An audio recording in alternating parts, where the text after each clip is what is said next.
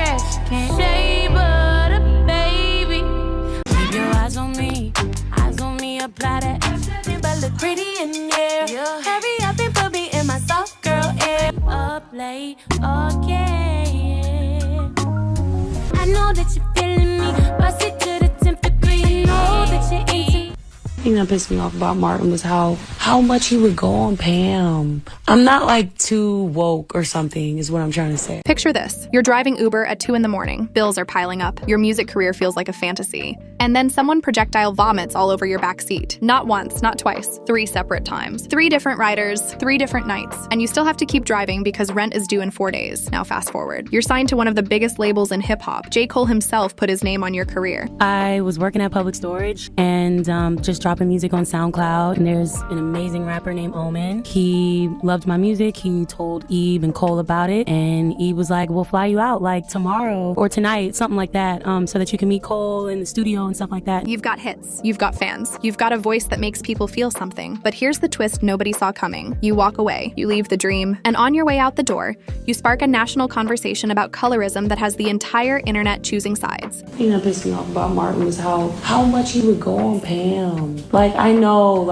and this is coming from a girl who I love me a good, joking ass movie. This is the story of Ari Lennox. And if you think you know where it's going, you're about to find out you don't. Her real name is Courtney Sinead Salter. Born March 26, 1991 in Washington, D.C., under an Aries sun that would later explain everything about why she refuses to bite her tongue. As a kid, she'd watched The Secret Garden on repeat, obsessed with the main character Mary Lennox, a girl who was difficult, misunderstood, but undeniably herself. Courtney Sinead Salter. So I was watching this movie called The Secret Garden, and the girl's name was Mary Lennox, and I decided to remix it into Ari Lennox. That's where the stage name came from, Ari Lennox. A name that felt like poetry. A name that felt like freedom. I felt like a rock star, if I had that name. But maybe I should have went the more Nubian route. Years later, she'd admit she might have chosen something different if she could do it over. But by then, it was too late. The name had already become the brand. And the brand was already becoming a problem she didn't know she'd have to solve. But we're getting ahead of ourselves. Because before the fame, before the think pieces, before any of it, there was survival mode. And survival mode for Ari looked like getting fired, getting arrested, and getting disrespected in ways that would have broken most people. But then when I got arrested, I stopped. That was the first time I got arrested. I was stealing from the Goodwill. She's been arrested 3 times. The first one, Goodwill. Yes, Goodwill. She walked in, stuffed clothes into her shirt, her pants, her bag, basically turned herself into a walking clearance rack and got caught. Arrested on the spot. And here's the wildest part. Years later, in an interview, she casually admits, I still steal sometimes. Not as a flex, just as a fact. That's the kind of honesty that makes people either love her or completely misunderstand her. The other 2 arrests, she's never spoken about them publicly. And honestly, that restraint tells you something. She'll be vulnerable, but she won't be reckless. She'll share her truth, but she won't give you everything just because you're curious. Oh, and she used to eat ants as a child. So I would like them to know that in preschool, I used to eat ants. Said they tasted lemony and spicy. I don't know. They had a lemony and then spicy taste, but I think I just was hungry. Which sure, we could unpack the childhood poverty and food insecurity underneath that confession, but let's stay focused. The Uber era was rock bottom with a side of humiliation. 3 times she got vomited on. Not a little car sick situation. Full-on projectile. Drunk strangers. Late nights. Cleaning up someone else's mess while trying to keep her own life from falling apart. And she still got back in that car the next night because the bills didn't care about her dignity. She wasn't just broke. She was the kind of broke where you start wondering if the universe is personally testing you. If this is punishment or preparation. If you're supposed to learn something from this or just survive it. But while she was dodging drunk passengers and stuffing her trunk with Goodwill hoodies, something else was happening. She was building, quietly, carefully. She started uploading music to SoundCloud. No budget, no team, no cosign. Just her voice and a belief that maybe someone out there would hear it and understand what she was trying to say. And someone did. Someone big October 2015. J. Cole signs Ari Lennox to Dreamville Records. She becomes the first female artist on the label. The only R&B act in a camp full of rappers. It should have been the happily ever after. The big break. The moment everything changes, and it was. Just not in the way anyone expected. In 2016, she drops her first project under Dreamville. Foe. Critics loved it. It had soul. It had depth. It had everything you want from an R&B debut. But commercially, crickets. Because here's the thing nobody wants to say out loud. Dreamville didn't know what to do with her. They were a rap label. They understood rap rollouts, rap promo, rap aesthetics. They knew how to make a rapper go viral, how to build hype, how to turn street buzz into mainstream success. R&B, especially her kind of R&B, raw, vulnerable, unapologetically black, didn't fit the formula. It didn't fit the machine, so she waited. She wrote, she watched her label mates get pushed while she got patience. And if you've ever been the person in the room who has to wait while everyone else gets their turn, you know how that feels. It's not anger at first. It's confusion. Then it's frustration. Then it's resentment. And eventually it's clarity. But that clarity was still years away. Then 2019 happened. Shea Butter Baby, the album that changed everything. Shea Butter Baby. J. Cole hopped on the title track and suddenly the world was paying attention. Twitter fell in love. The culture claimed her. It debuted at number 52 on the Billboard 200. And while that might not sound like a smash to someone used to seeing number ones, for an R&B girl on a rap label with minimal mainstream push and no radio play, that was the smash. That was the proof of concept. That was the moment where she stopped being a gamble and became an asset. Songs like BMO, Up Late, and Whipped Cream became the soundtrack to late night feelings and group chat debates. She wasn't just an artist anymore. She was a vibe. And vibes, as we know, are currency in this generation. They're how you stay relevant, how you build a fan base that actually cares. 2020 brought Pressure, peak position, number 66 on the Hot 100, her first charting single. It wasn't a number one. It didn't break records. It didn't get the Grammy nomination or the red carpet moment. But it did something more important. It made her undeniable. You couldn't scroll without seeing her name. You couldn't talk R&B without bringing her up. She had arrived, and she had done it on her own terms. By 2021, she dropped age, sex, location. For me, I want all the smoke.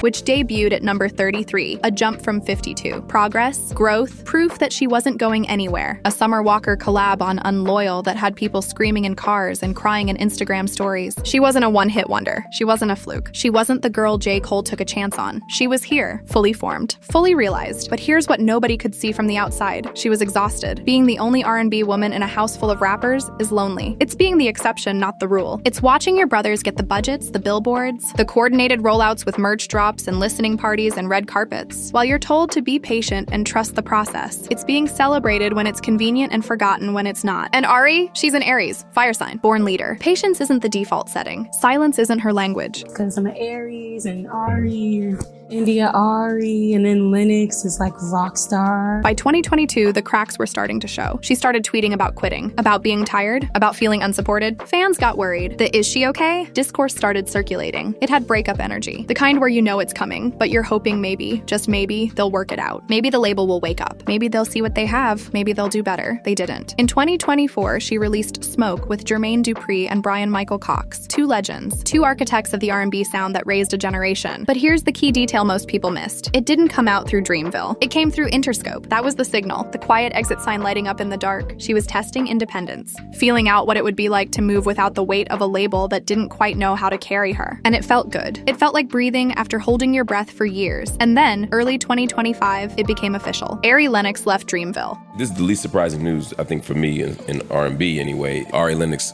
leaving Dreamville. The internet had opinions, obviously, but what stood out was how respectfully it was discussed. Even Joe Budden, who she once dissed in a song during her messier, more reactive days, talked about it with grace and understanding on his podcast. I mean, it looks like everybody's happy with they split. She was clearly unhappy at the label. When you ask to get off the label, you get your freedom. Now it's on you to do it. There's no beef on my end. Oh, you ready to squash Shout it out too? to Ari Lennox. If you heard the earlier part of the pod, I did. I want to squash it with anybody that has a beef with Joe Budden. I don't have a problem with it. That's growth. That's maturity. That's what happens when you stop performing for the public and start protecting your peace in private. But here's where the timing gets interesting. In 2024, J. Cole publicly apologized to Kendrick Lamar after their brief tension during the rap beef that had the entire culture on edge. The internet dragged him for it, memes, think pieces, hot takes, the whole routine. And while everyone was distracted by that, Ari was in the background reevaluating her own situation, watching her label head become the center of controversy, watching the Dreamville brand take hit after hit, and asking herself, is this the label I want to be tied to? Is this the energy I want to defend? Is this still the dream I signed up for? Spoiler, it wasn't. And just when you thought the story was about label drama and creative differences, Ari said, hold on, we need to talk about Martin. Martin, the 90s sitcom, the cultural staple. The show that launched 1,000 memes and, according to Ari, perpetuated 1,000 microaggressions against dark-skinned black women. Are you talking about Ari Lennox in reference to saying that the jokes about Pam were anti-black?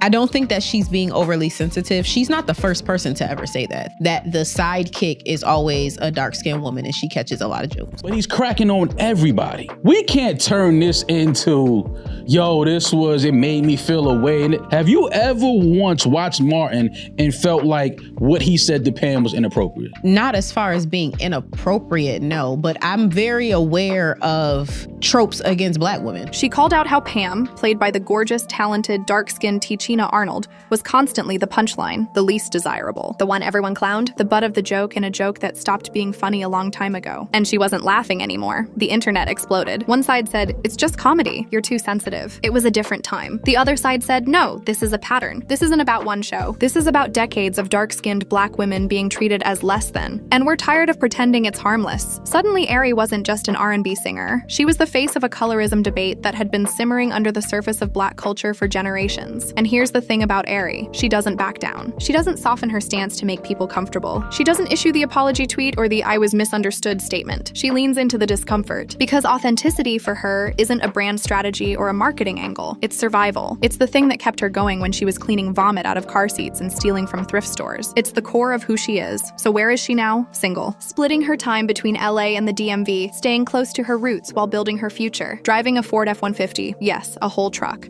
And taking her own trash to the dump. Because that's the kind of grounded she's chosen to be. She could hire someone. She could pay for the convenience. But she doesn't. Because the girl who used to drive Uber doesn't forget what it's like to need every dollar. She's in therapy. She's setting boundaries. She's learning to say no without guilt. And yes, without fear. She's living what she's calling her soft girl era, which isn't about being delicate or submissive or any of the things that phrase might imply. It's about being intentional. It's about choosing peace over performance. It's about understanding that rest is resistance in a world that wants to grind you down. In March 2025, she released Soft Girl Era. But look pretty in here. Hurry up and put me in my soft girl era. A project that shows a new creative direction. The videos feel different, lighter, more free, more her. There's even a moment where someone named Marco tries to shoot his shot in the comments, and she politely, gracefully, publicly shuts it down. Because the soft girl era doesn't mean she's available. It means she's selective. It means she knows her worth and she's not negotiating. She's got a new album finished. Songs called Pretzel and Under the Moon. She's still working with Jermaine Dupri and Brian Michael Cox, the legends who helped her find her independent sound and reminded her what it feels like to be supported. And her wish list? Stevie Wonder, Usher, the Giants, the Pioneers, because she's not thinking small. She's not playing it safe. She's thinking legacy. My grandma was like, "You sound like an angel." One of my grandmas. And then the other grandma,